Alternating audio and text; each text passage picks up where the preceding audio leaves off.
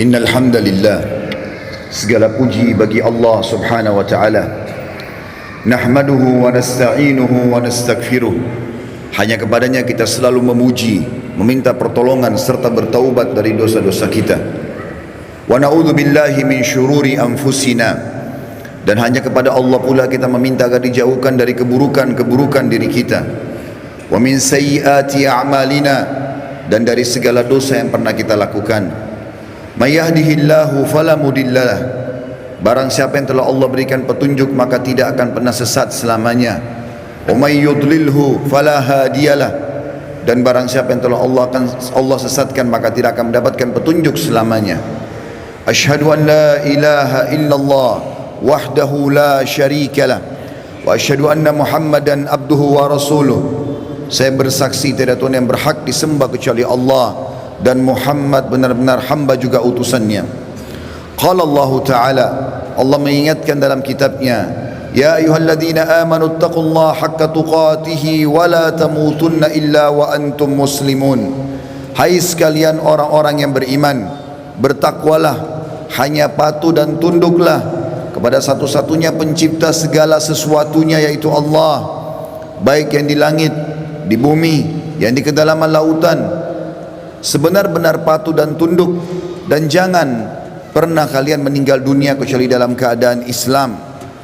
Di ayat yang lain Allah pun berfirman, qala Allah Ta'ala, Ya ayuhan nasu taqu rabbakum alladhi khalaqakum min nafsin wahidah wa khalaqa minha zawjaha wa batha minhuma rijalan katsiran wa nisaa wattaqullaha alladhi tasaaluna bihi wal arham innallaha kana 'alaikum raqiba.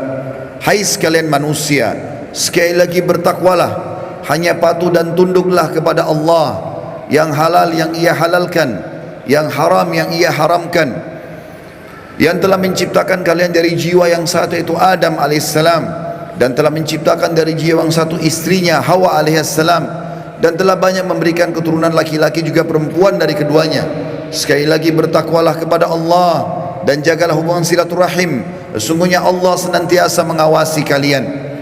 Di ayat yang ketiga, qala Allah Ta'ala, Ya ayyuhalladzina amanu taqullaha wa qulu qawlan sadida yuslih lakum a'malakum wa yaghfir lakum dhunubakum wa may yuti'illaha wa rasulahu faqad faza fawzan 'azima.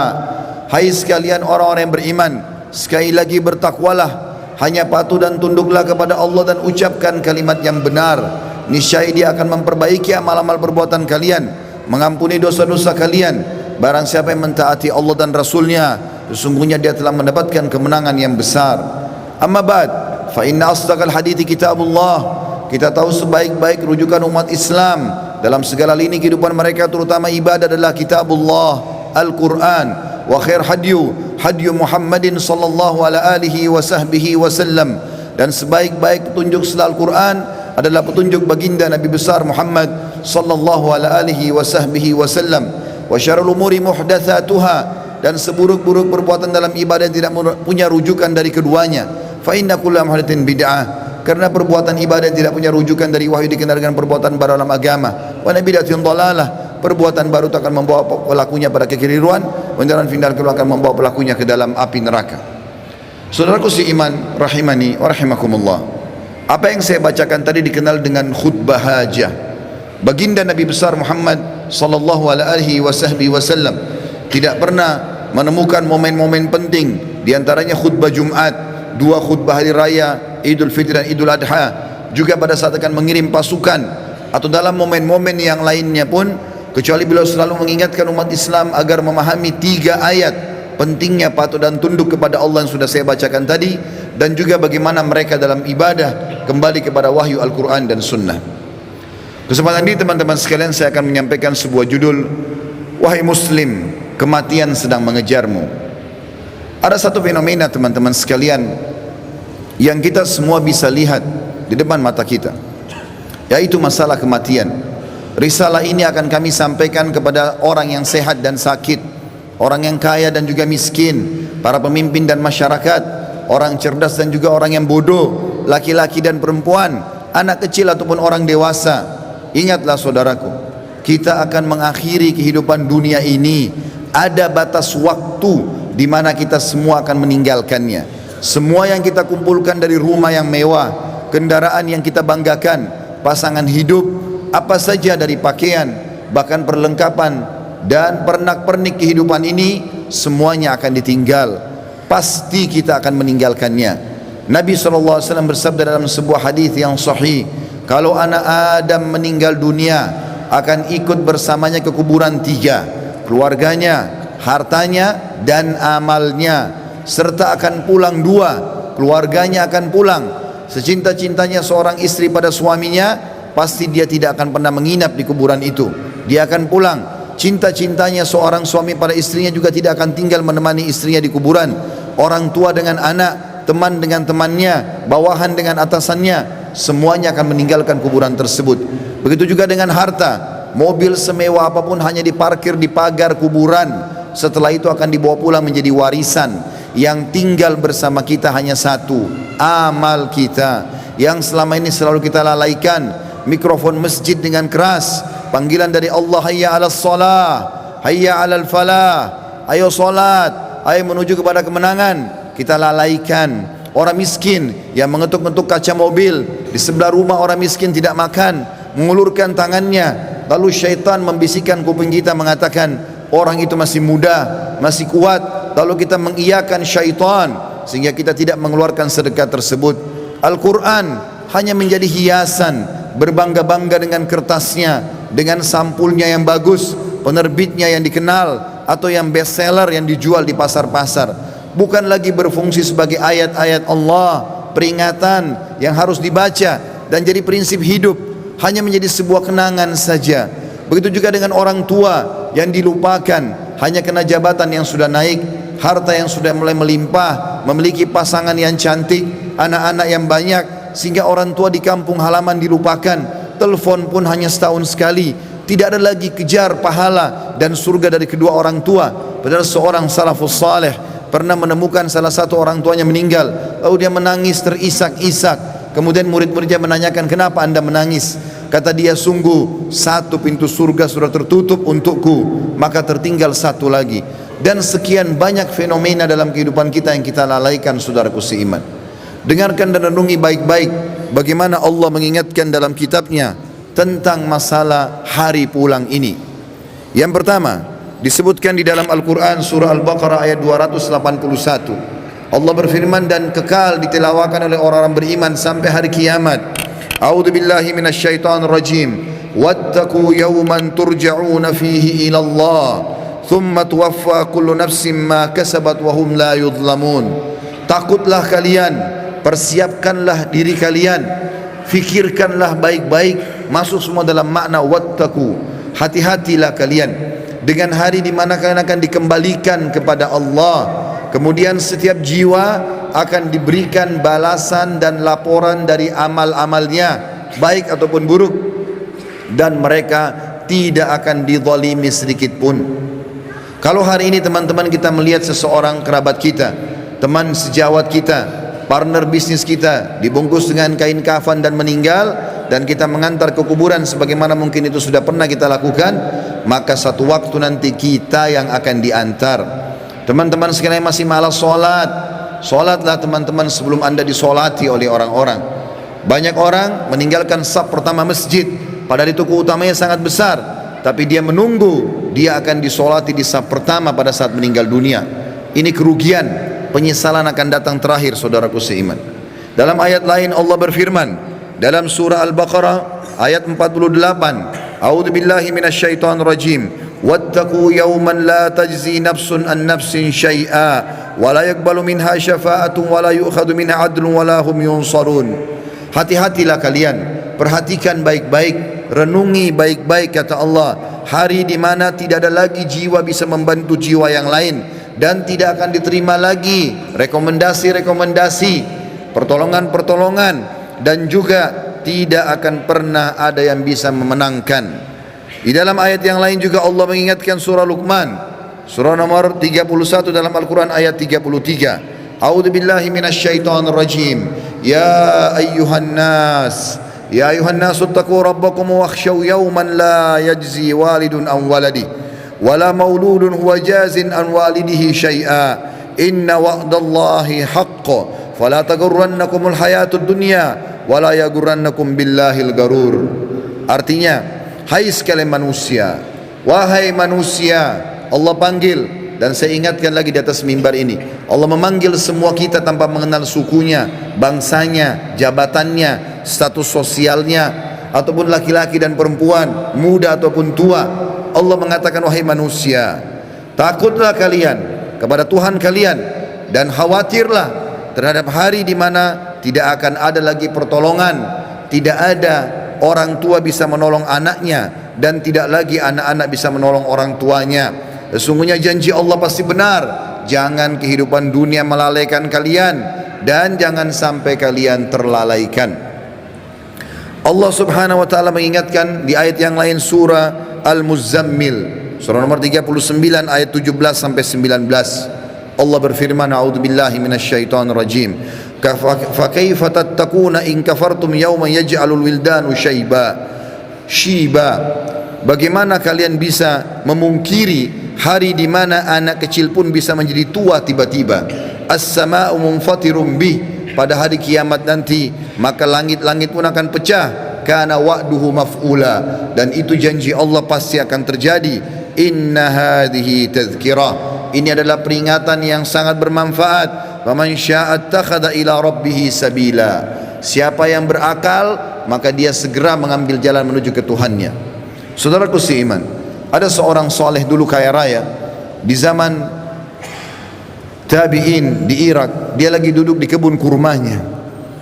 Orang ini kebetulan sering ibadah, rajin sekali ibadah. Satu waktu dia pernah lalai beribadah. Ada beberapa waktu dari amal-amal sunnah yang dia tinggalkan, bukan amal wajib.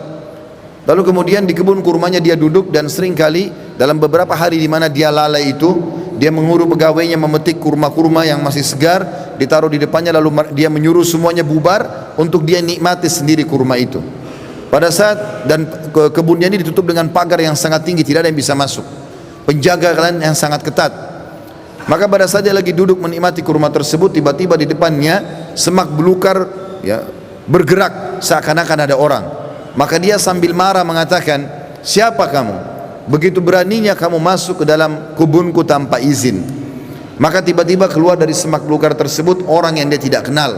Lalu orang itu mengatakan, sesungguhnya aku adalah sosok yang tidak butuh izin untuk datang ke tempat siapapun.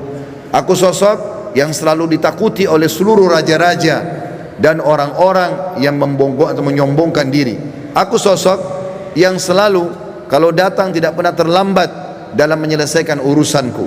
Maka tiba-tiba orang soleh dan kaya ini menundukkan matanya yang tadinya melotot karena merasa marah, tiba-tiba dia ketakutan. Lalu dia mengucapkan kalimat, apakah Allah masih memberikan aku kesempatan untuk kembali? Maka dia pun, orang itu pun mengatakan, masih ada beberapa waktu untukmu, maka bertaubatlah. Tiba-tiba orang itu menangis, kemudian dia angkat kepalanya, orang yang tadi menyampaikan berita itu sudah hilang.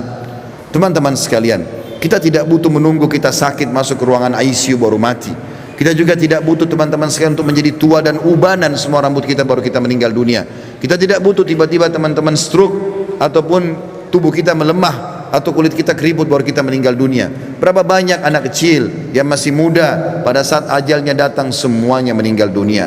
Mati fenomena yang tidak bisa kita menghindar darinya.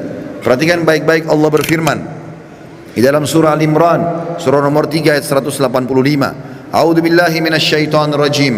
Kullu nafsin dha'iqatul maut wa innama tuwaffawna ujurakum yawmal qiyamah wa man zuhziha 'anil nari wa udkhilal jannata faqad faz wa mal hayatud dunya illa mata'ul gurur. Semua yang bernyawa pasti merasakan kematian, dan mati adalah terlepasnya ruh dari jasad seseorang dan pindahnya dia ke alam abadi akhirat sana. Dan setiap jiwa akan diberikan balasan pada hari kiamat sesuai dengan amalnya. Maka siapa yang bisa diselamatkan pada hari kiamat dari api neraka kemudian masuk ke dalam surga, sungguh dia telah beruntung. Ketahuilah, kehidupan dunia hanyalah kehidupan yang menipu belaka. Di dalam ayat lain Allah mengingatkan juga dalam surah Al-Anbiya, wahai para orang ragawan yang merasa badannya berotot, kuat, segar, atau orang-orang yang menjaga kesehatannya dengan vitamin yang mahal, tidak akan bermanfaat pada saat ajal datang. Wahai orang-orang yang merasa hartanya banyak, orang yang selalu memerintahkan banyak pegawainya, sadarlah teman-teman sekalian bahwasanya itu hanya sebentar. Semua ada pertanggungjawabannya. Allah mengingatkan dalam surah Al-Anbiya, surah nomor 21 ayat 35. A'udzu billahi minasyaitonir rajim. Kullu nafsin dha'iqatul maut wa nabluukum bisyarri wal khairi fitnah wa ilaina turja'un. Semua yang bernyawa pasti akan mati, dan kami menguji kalian dengan kebaikan dan keburukan sebagai fitnah, maka kalian harus tahu kalian akan dikembalikan kepada kami. Maksudnya kata ulama tafsir, kebaikan adalah dengan jabatan, dengan harta, dengan kelebihan paras wajah, fisik, pasangan hidup, keturunan yang banyak. Itu cobaan dari Allah subhanahu wa ta'ala. Bersyukur tidak, digunakan dalam ketaatan kepada Allah atau tidak, dia tunggangi enggak itu untuk panen pahala yang besar pada hari kiamat. Begitu juga kami uji kalian dengan keburukan. Keburukan juga datangnya penyakit, gangguan orang, semua melalui itu. Bersabar tidak, sehingga akhirnya mendapatkan pahala yang maksimal pada hari kiamat. Di dalam ayat lain surah Al-Ankabut, surah nomor 29 ayat 57 juga Allah berfirman, A'udzu billahi minasyaitonir rajim. Kullu nafsin dha'iqatul maut, thumma ilaina turja'un. Semua yang bernyawa pasti akan mati. Sekuat apapun dia, sehebat apapun dia sembunyikan dirinya dalam sebuah bangunan yang besar, pasti dia akan mati dan akan dikembalikan kepada kami. Di dalam ayat lain Allah lebih jelas lagi menekankan masalah itu dalam surah An-Nisa. A'udzu billahi minasyaitonir rajim. Aynama takunu yudrikkumul maut walau kuntum fi burujim musyayyadah. Dimanapun kalian sembunyi, pasti mati akan datang kepada kalian, walaupun kalian sembunyi di dalam bangunan yang sangat kokoh. Dan terakhir ayatnya adalah Allah SWT mengingatkan dalam surah Jum'ah, ayat yang sudah sangat masyhur, surah nomor 62 ayat 8. A'udzu billahi minasyaitonir rajim. Qul innal mauta alladzi tafirruna minhu fa innahu mulaqikum thumma turadduna ila alimil ghaibi wasyahadati fayunabbiukum bima kuntum ta'malun.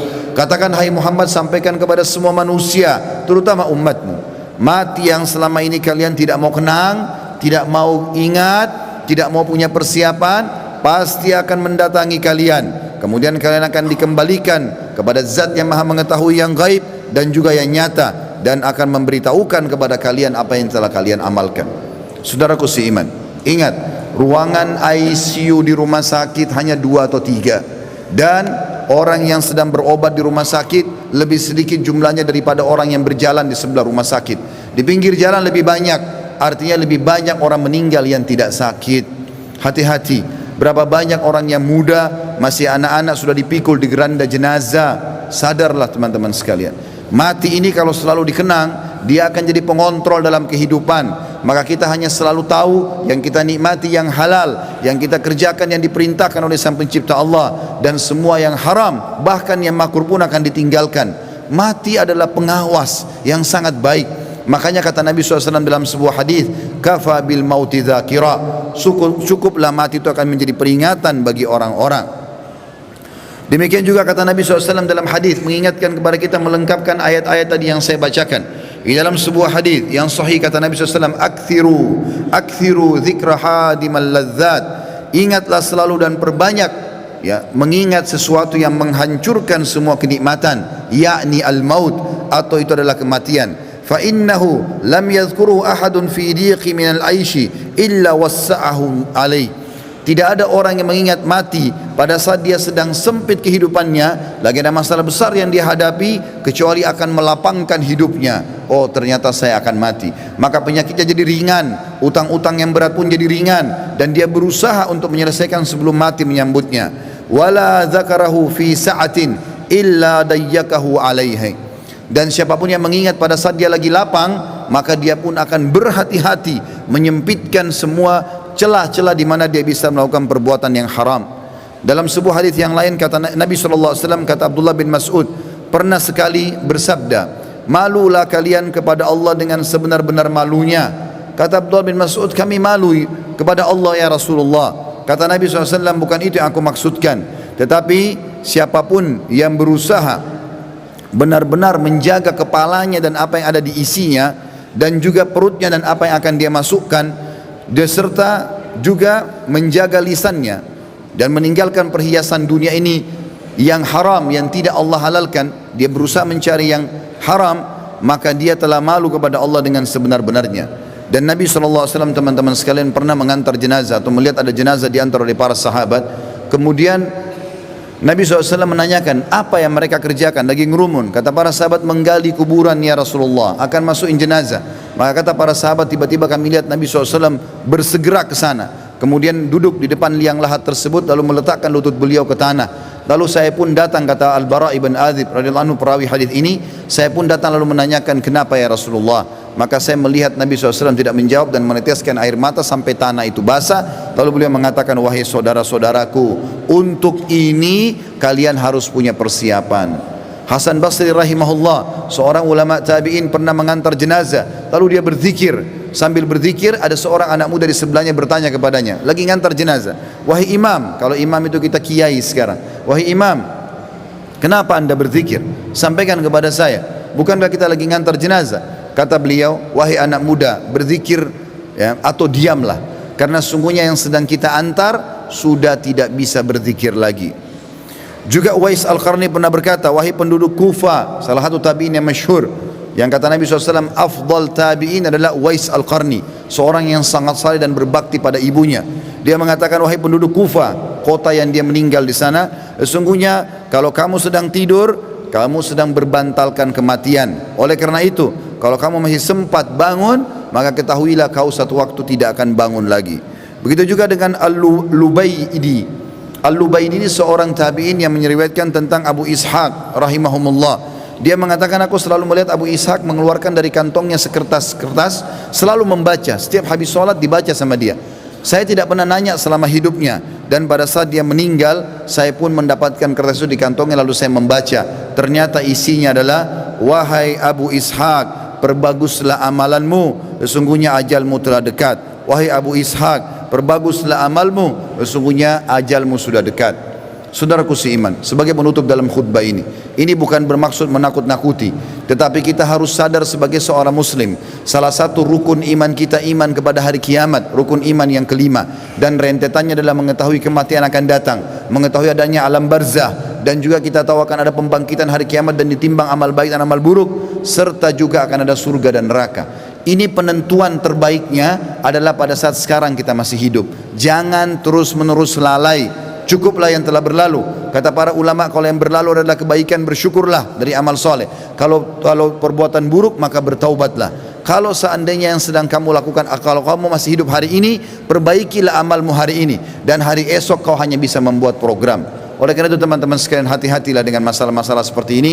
Sebaiknya setiap muslim harus sadar, memperbanyak mendalamakan ilmu agama dan beramal soleh, serta bertobat dari dosa-dosanya. Aku qauli hadza, saya sudah mengucapkan perkataan ini, wa astaghfirullah li wa lakum, dan saya beristighfar kepada Allah dan mengajak jemaah istighfar kepada Allah.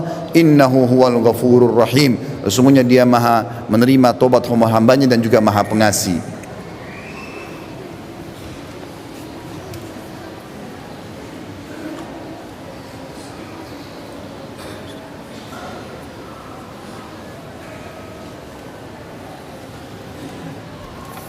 Alhamdulillah wassalatu wassalamu ala rasulillah. Segala puji bagi Allah subhanahu wa ta'ala, juga salawat dan taslim kepada Nabi besar Muhammad sallallahu alaihi wasallam.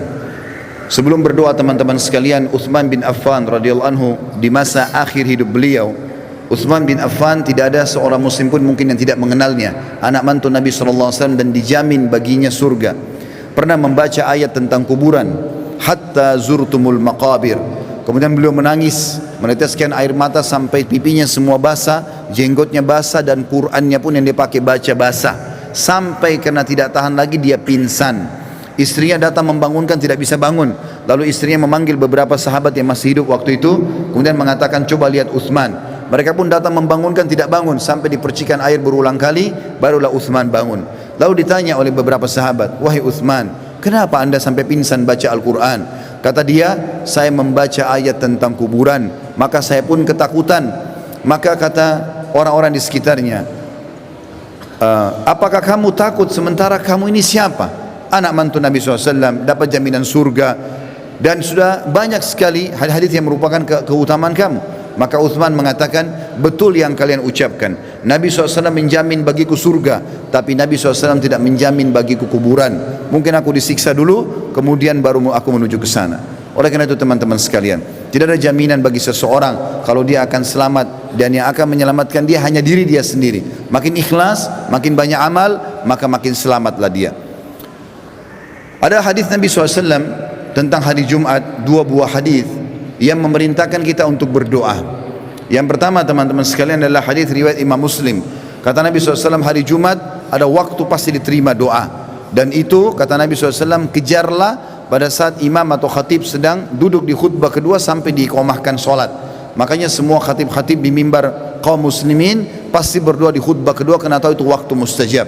Dalam hadis yang lain riwayat An-Nasai, kata Nabi SAW, Jumat 12 waktu dari subuh sampai maghrib.